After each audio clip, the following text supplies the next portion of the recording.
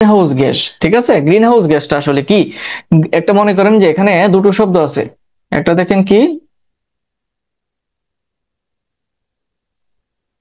একটা হলো গ্রিন আর একটা কি হাউস। দেখেন এই যে ছোট ছোট গাছগুলো দেখতেছেন এগুলো কি গ্রিন সবুজ গাছ, আর হাউসটাকে এই যে দেখতেছেন এটা।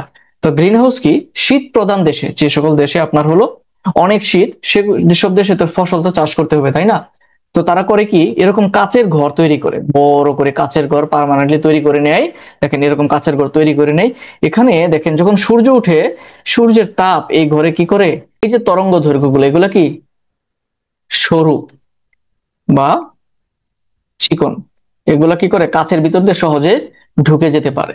কিন্তু তাপটা যখন এখানে আসে তখন সেগুলা কি এই যে মোটা, এখান থেকে যে প্রতিফলিত হয় যে মোটা তরঙ্গ দৈর্ঘ্য, ঠিক আছে, এগুলা কি মোটা তরঙ্গ দৈর্ঘ্য, এগুলা কি করতে পারে না, কাচ ভেদ করে বাইরে যেতে পারে না, ফলে এর ভিতরে ঘোরাঘুরি করে কি একটা গরম পরিবেশের সৃষ্টি করে। এই থিমটা কি, এটা হলো গ্রিন হাউস, ঠিক আছে, গ্রিন হাউস বলা হয় এটাকে। এটার উপরে আপনার হলো ভিত্তি করে এই যে একটি তত্ত্ব দাঁড় করাইছে, মনে করেন এটা পৃথিবী, এটা পরের চার্টে আমরা দেখতেছি।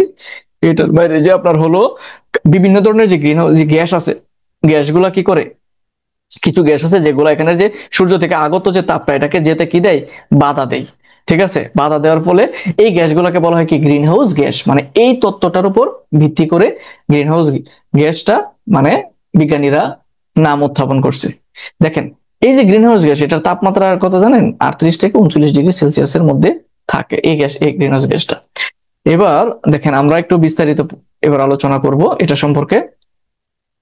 এটা থেকে গ্রিন হাউস গ্যাসটা বলছিলাম আপনাদেরকে, এটা খুবই গুরুত্বপূর্ণ, খুবই গুরুত্বপূর্ণ, এটা আপনারা খুব ভালোভাবে পড়বেন। দেখেন গ্রিন হাউস গ্যাস সম্পর্কে, দেখেন পৃথিবীর বায়ুমণ্ডলের গড় তাপমাত্রা বৃদ্ধির মাধ্যমে পরিবর্তনশীল আবহাওয়ার প্রক্রিয়াকে গ্রিন হাউস ইফেক্ট বলে। এবং এটা আপনাদেরকে বলে রাখি, এটা সায়েন্স রিটেনে আসে এখান থেকে। হ্যাঁ, সায়েন্স রিটেনের জন্য এই গ্রিন হাউস গ্যাসটা খুবই গুরুত্বপূর্ণ, এবং কি প্রিলির জন্য এটা গুরুত্বপূর্ণ, এখান থেকে কোয়েশ্চেন আসে। এবং দেখেন যেসব গ্যাস ভূপৃষ্ঠে বিকিরিত ইনফ্রারেড রশ্মিকে শোষণ করে বায়ুমণ্ডলের তাপমাত্রা বৃদ্ধি করে তাদেরকে গ্রিনহাউস গ্যাস বলে।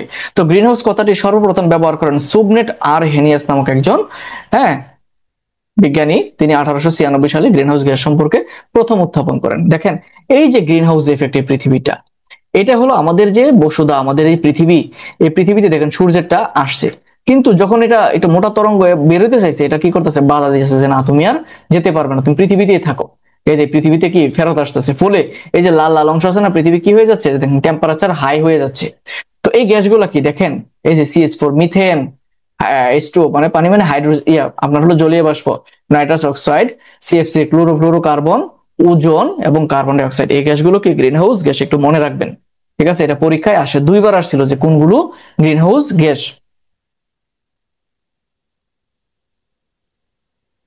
এবার দেখেন আমরা পরে দেখেন এই যে গ্রিন হাউস গ্যাসগুলো এখানে আছে, আমরা একটু নামগুলো একটু মুখস্থ করব। কার্বন ডাই অক্সাইড এবং সংকেতগুলো CH4 methane, CFC chlorofluorocarbon, O3 কি ওজোন, নাইট্রাস অক্সাইড N2, তারপরে H2O মানে কি জলীয় বাষ্প। ওকে, তো দেখেন এটা কোনটা কত পার্সেন্ট তাপমাত্রা বৃদ্ধিতে সহায়তা করে। কার্বন ডাই অক্সাইড হলো 50%, মিথেন 19%, ক্লোরোফ্লোরোকার্বন হলো 16%, ওজোন হলো 8%, নাইট্রাস অক্সাইড হলো 5% এবং জলীয় বাষ্প হলো 2%, ঠিক আছে। তো এই হলো এই চার্টটা আপনারা একটু ভালোভাবে মনে রাখবেন। ওকে, এটা থেকে কোয়েশ্চেন ইনশাল্লাহ একটা কোয়েশ্চেন আসতে পারে। আসছে যে 47 প্রিলিতে একটা কোয়েশ্চেন এখান থেকে গ্রিন হাউস গ্যাস থেকে একটা কোয়েশ্চেন আসতে পারে, ধরে নিলাম আর কি।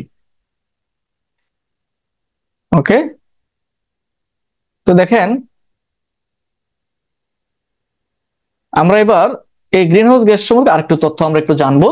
দেখেন গ্রিন হাউস গ্যাস নির্গমন সংক্রান্ত প্রথম চুক্তি স্বাক্ষরিত 1997 সালে 11 ডিসেম্বর, এটা হলো জাপানের কিয়োটো, ঠিক আছে, কিয়োটো প্রটোকল যাকে বলা হয়। দেখেন কার্বন নির্গমনে শীর্ষ দেশ কোনটি, চীন। মাথাপিছু কার্বন নির্গমনে শীর্ষ দেশ হলো যুক্তরাষ্ট্র। গ্রিনহাউস গ্যাস নির্গমনের শীর্ষ দেশ কি, চীন।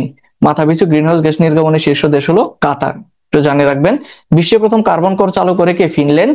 বিশ্বের প্রথম কার্বন কর বাতিল করে অস্ট্রেলিয়া, ওরা প্রথম চালু করে আবার বাতিল করে। বিশ্বের প্রথম জলবায়ু জরুরি অবস্থা জারি করে কে, যুক্তরাষ্ট্র। এই চারটা একটু ভালো করে মনে রাখবেন, এখান থেকে কোয়েশ্চেন আসার সম্ভাবনা আছে। তারপর দেখেন আমরা এবার